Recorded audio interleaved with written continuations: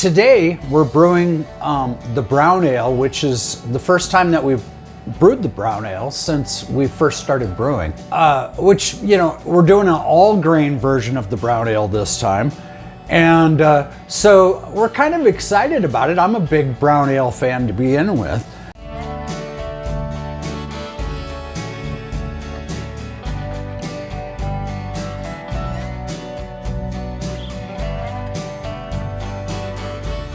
You know, I don't remember the first experience because I was 4, 5 years old. The first experience that I remember was I went to a neighbor's house, Scott Quinn, and it was the days of Jimmy Carter, and his dad had Billy Beer in the fridge. Remember Billy Beer? And so he gave me a can of Billy Beer, and it was just the most awful swill I've ever tasted. It was just horrible. But that was my introduction to beer.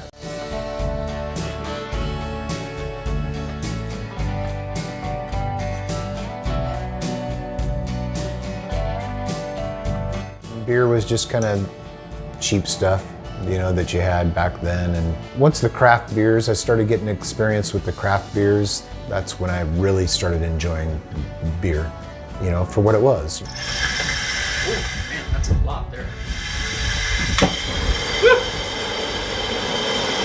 That's fire. So one of the other experiences that I had with learning about different styles of beer was when I was in England in the Air Force, and I really enjoyed some of the different English style bitters that they had over there. They serve them warm, so it took a little bit to get used to not doing the American way and having cold beer. Definitely don't want to ask for ice or anything like that, but there was so much malt and flavor to it, and there was just a lot that I was really interested in. That's probably why, you know, my brother and I, we kind of really complement each other as far as our taste in beers. He got a lot of his experience over in Germany, and I got mine in England, and kind of understand that there's different flavors out there besides just what, you know, America's doing and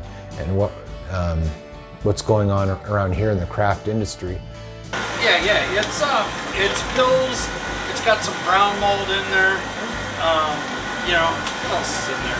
And then some caramel malt. The 10 Lovey Bond and the 60 Lovey Bond for all the, you know, for all the technical nerds out there. I went to Germany in 1983 and stayed there for 2 years.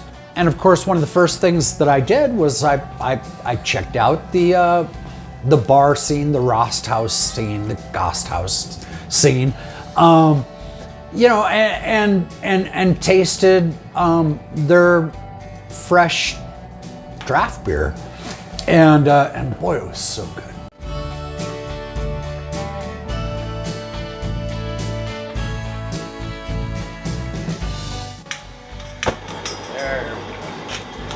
Safety third. Like my bro says. Safety maybe.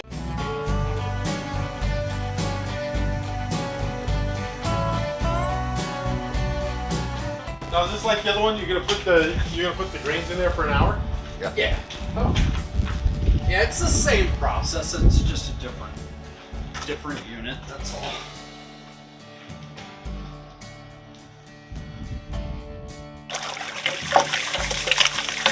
Not a lot of room here, but we'll make it work. I like your can-do attitude.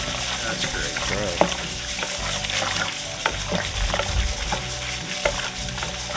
Especially on a Saturday morning after sampling a bunch of stouts. Yeah. You know, I actually felt pretty good this morning. I was like, Nice. I'm not supposed to feel like this good. I slept pretty good.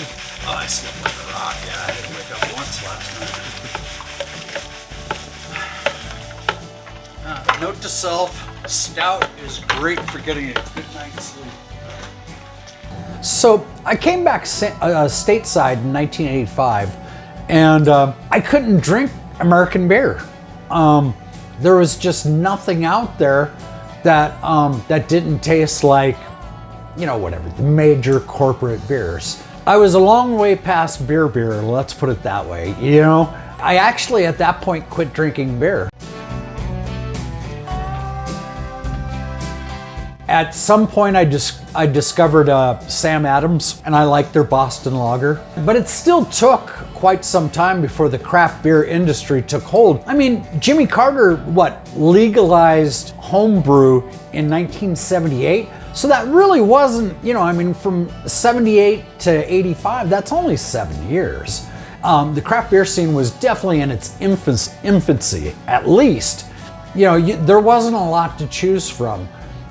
It wasn't until I went over to the Midwest near Chicago where they started getting more imports from Germany, from England, and then I started drinking the foreign beers. And so that was actually really nice.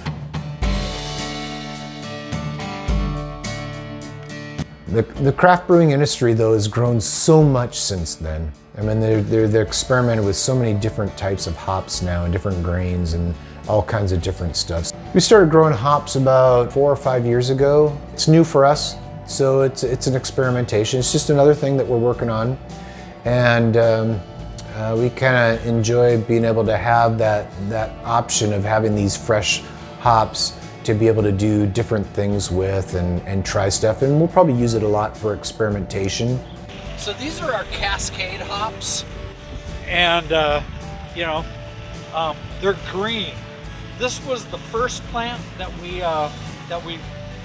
survived, because we planted a bunch of them. This was the only one that survived, the Cascade. Well, the Cascade and the Chinook down on the end. Our brother Paul gave us the Goldings. Smelling the nuttiness. Smells different than the other one. You remember that from 8 years ago? That's pretty good, man. No, that's I know pretty the good. smell of browns, but Yeah. No, that's gotta That was a long time ago. That's gotta Uh, Kind of surprised you haven't done this. No, I am too, actually, because I love brown ales, you know? But, yeah, whatever, man. You get into the flow of certain things and, you know. Been working on so many other things.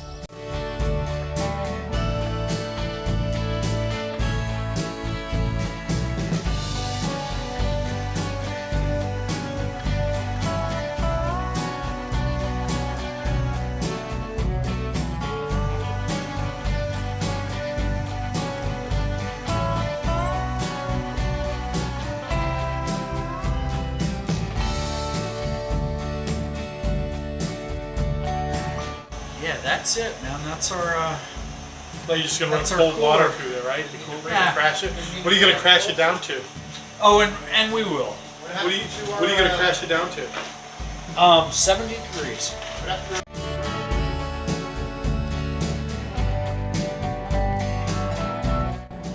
You can't drink all the time, you know, unfortunately.